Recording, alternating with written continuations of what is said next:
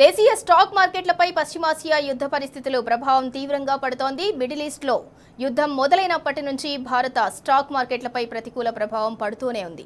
సెన్సెక్స్ 1353 పాయింట్లు నష్టపోయి 77,000 ఇక నిఫ్టీ 422 పాయింట్లు కోల్పోయి 24,028 వద్ద స్థిరపడింది. డాలర్తో పోలిస్తే రూపాయి మారకం విలువ 92.32గా ఉంది.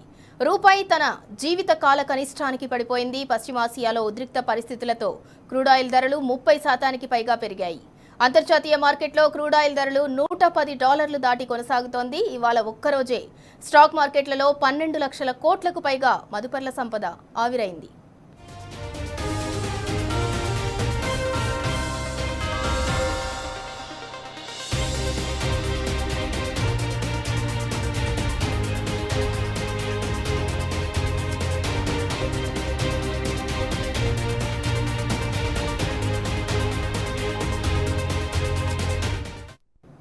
దేశీయ స్టాక్ మార్కెట్లపై పశ్చిమాసియా యుద్ధ పరిస్థితి మిడిల్ ఈస్ట్లో యుద్ధం మొదలైనప్పటి నుంచి భారత స్టాక్ మార్కెట్లపై ప్రతికూల ప్రభావం పడుతూనే ఉంది. సెన్సెక్స్ 1353 పాయింట్లు నష్టపోయి 77,566 వద్ద ముగిసింది. ఇక నిఫ్టీ 422 పాయింట్లు కోల్పోయి 24,028 వద్ద స్థిరపడింది. డాలర్తో పోలిస్తే రూపాయి మారకం విలువ 92.32గా ఉంది.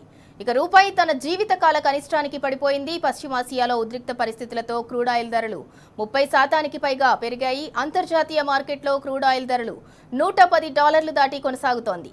ఇవాళ ఒక్కరోజే స్టాక్ మార్కెట్లలో 12 లక్షల కోట్లకు పైగా మదుపర్ల సంపద ఆవిరైంది.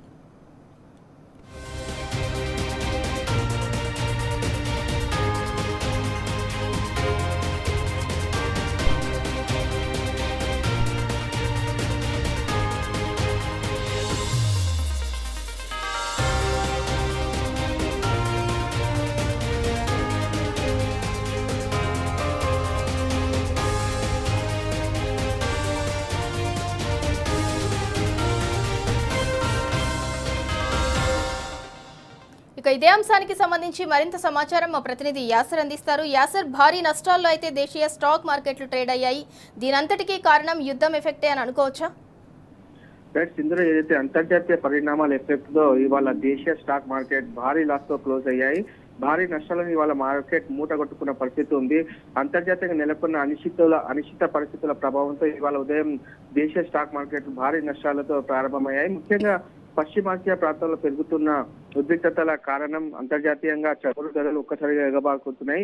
ఈ ప్రభావంతో దేశీయ మార్కెట్లపై పడింది. ఫలితంగా ఇవాళ మార్కెట్ ప్రారంభంలోనే సెన్సెక్స్ 2,000 పాయింట్లకు పైగా నష్టాలతో ట్రేడింగ్ ప్రారంభించింది. అదేవిధంగా నిఫ్టీ 650 పాయింట్ల నష్టాలతో ఇవాళ ట్రేడింగ్ ప్రారంభించింది. ఇలా మార్కెట్ ముగిసేసరికి 1,352 పాయింట్ల నష్టంతో 77,566 వద్ద సెన్సెక్స్ ముగిసింది. అదేవిధంగా 422 పాయింట్ల నష్టంతో 24,028 వద్ద నిఫ్టీ అయితే ముగిసింది. మొత్తానికి చూసుకున్నట్లయితే మధ్య ప్రాచ్యంలో భీకర యుద్ధ పరిస్థితులు అయితే ఉంది. దీంతో ప్రపంచ దేశాల్లో తీవ్ర సంక్షోభం నెలకొంది. ఈ ప్రభావం అంతర్జాతీయ మార్కెట్ తో పాటు దేశీయ మార్కెట్ పైన కూడా తీవ్ర ప్రభావం చూపిస్తోంది.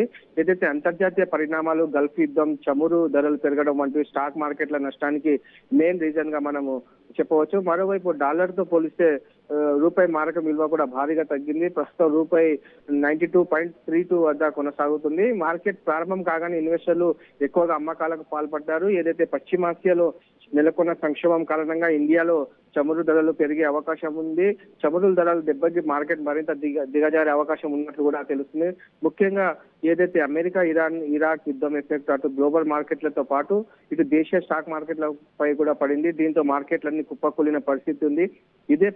ఇదే విధంగా కొనసాగితే ఈ అంతర్జాతీయ పరిణామాలు రానున్న రోజుల్లో దేశీయంగా ఎలాంటి ప్రభావం చూపుతాయో తెలియని అనిశ్చితి మదుపర్ల సెంటిమెంట్ ని దెబ్బతీస్తున్న పరిస్థితి ఉంది. దీంతో ఇవాళ మార్కెట్లు ఇవాళ భారీ నష్టాలను చవి చూసింది. ఏదైతే పశ్చిమాసియాలో ముదురుతున్న యుద్ధ మేఘాలు, ముడి చమురు ధరల పెరుగుదల కూడా అంతర్జాతీయ మార్కెట్లను కుదిపేస్తుండడం ఈ ప్రభావం మన దలాల్ స్ట్రీట్ పై స్పష్టంగా కనిపిస్తుంది. మదుపర్లు పెట్టుబడులను వెనక్కి తీసుకునేందుకు మొగ్గు చూపడంతో మార్కెట్లలో అమ్మకాల ఒత్తిడి నెలకొంది. ఏదైతే యుద్ధం ముదురుతుందనే భయాందోళనలు ఇన్వెస్టర్లు ఇవాళ బాగా పెరిగాయి. ఈ నేపథ్యంలో దీంతో ఇన్వెస్టర్లు వెనక్కి తగ్గినట్లు తెలుస్తుంది. దీంతో మార్కెట్ ఇవాళ భారీ లాస్ మూట కట్టుకుంది. అటు ముఖ్యంగా చూసుకున్నట్లయితే అంతర్జాతీయ కారణాలతో చమురు ధరలు కూడా భారీగా పెరుగుతున్నాయి. ఏదైతే పశ్చిమాసియాలో కొనసాగుతున్న ఉద్రిక్తత ఇంధన మార్కెట్లో తీవ్ర అనిశ్చితి నెలకొంది. ముఖ్యంగా ఇరాన్ ఇజ్రాయెల్ పరిస్థితుల నేపథ్యంలో అంతర్జాతీయ చమురు ధరలు వేగంగా పెరుగుతున్నాయని చెప్పొచ్చు. మరోవైపు అంతర్జాతీయ మార్కెట్లో ఇవాళ బ్రెంట్ క్రూడ్ ఆయిల్ ధర ఒక బ్యారెల్ కు $100 మార్కును దాటి సుమారు $110 పైగా చేరింది. ఏదైతే గత నాలుగేళ్లలో చమురు ధరలు ఈ స్థాయికి చేరుకోవడం ఇదే మొదటిసారిగా చెప్పవచ్చు. ఈ నేపథ్యంలో ఇరాన్ ఇరాక్ రాజకీయ పరిణామాలు కూడా చమురు ధరల పెరుగుదలకు మెయిన్ రీజన్ గా మనం చెప్పవచ్చు. ఇంకా ప్రపంచ చమురు రవాణాలో కీలక పాత్ర పోషించే హార్ముజ్ జలసంధి ప్రాంత భద్రతపై కూడా ఆందోళనలు పెరిగాయి. ఈ మార్గంలో పెద్ద భాగం రవాణా అవుతుంది. ఈ యుద్ధ పరిస్థితులు తీవ్రతరమైతే ఈ మార్గంలో రవాణా అంతరాయం ఏర్పడే అవకాశం ఉంది. ఈ నేపథ్యంలో పెట్టుబడిదారులు భయపడుతున్నారు. మరోవైపు చేసే పరిస్థితి అయితే కనిపిస్తుంది. ముఖ్యంగా చెప్పాలంటే చమురు ధరలు పెరగడం భారత్ వంటి దేశాలకు పెద్ద సవాల్గా మారుతుంది. భారత్ తన చమురు అవసరాలు దాదాపు 85% దిగుమతుల ద్వారానే పొందుతుంది. కాబట్టి ముడి డీజిల్ మరియు ఎల్పిజి ధరలు కూడా పెరిగే అవకాశం ఉంది. Sindhura. Right, thank you Acer.